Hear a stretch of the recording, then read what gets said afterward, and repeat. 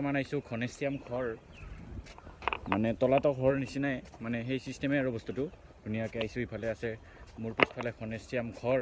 যদি আপোনালোকে পঢ়িব বিচাৰে পাছ কৰাকৈ পঢ়ি ল'ব। ঘনেশ্যাম ঘৰৰ প্ৰমাণ এইটো চাওক ইফালে ধুনীয়াকৈ, আৰু ইফালে ধুনীয়া বাগিচা, সুন্দৰ বাগিচা ভাই চাহাব। মানে আপোনালোকে ডেঞ্জাৰ হৈ যাব, ঠিক আছে। নানা ধৰণৰ ঘৰ আৰু কি নাই মানে শিৱসাগৰত। যিহেতুকে শিৱসাগৰ ক'লে হিষ্টৰিকেল ভাৱটো মানে মনলৈ আহে, সেইকাৰণে শিৱসাগৰ বুলি ক'লে মানে খাতাৰনাক আৰু।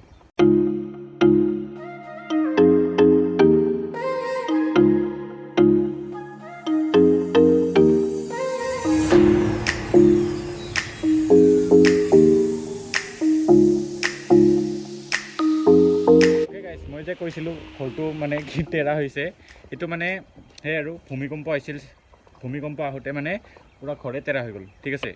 আপোনালোকে হয়তো দেখিছে খাতাৰনাক। ভাই চাহাব, কেদাৰনাথ টাইপ লাগিছে। কেদাৰনাথ গৈ নাপালেও ভিডিঅ' দেখিছোঁতো কেদাৰনাথ টাইপ লাগিছে। কিন্তু যা হওক কেদাৰনাথ হয়, আৰু এইবিলাক শিৱসাগৰৰ হিষ্টৰী যেতিয়া হিষ্টৰী হয়, আছাম হয়, ঠিক আছে। চলক ভাই চাহাব, কেদাৰনাথ।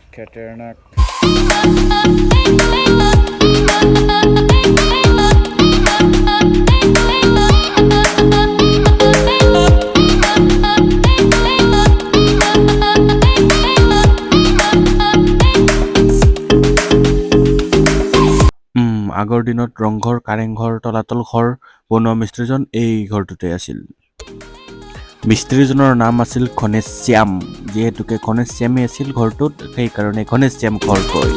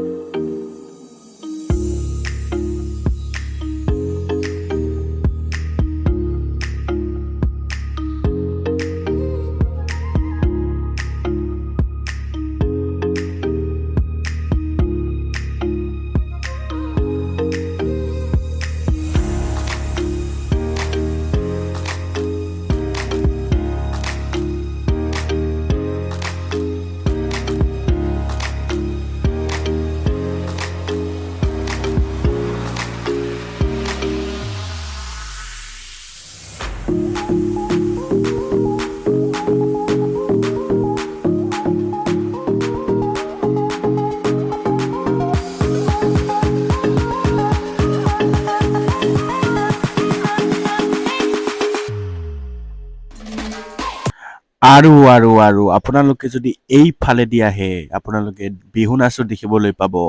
আমি যিহেতুকে অসমত থাকোঁ, বিহু নাচ দেখিছোঁৱে, তাৰ কাৰণে বিহু ডেন্স নাচাওঁ, আৰু আপোনালোকে চাব বিচাৰে চাব পাৰিব।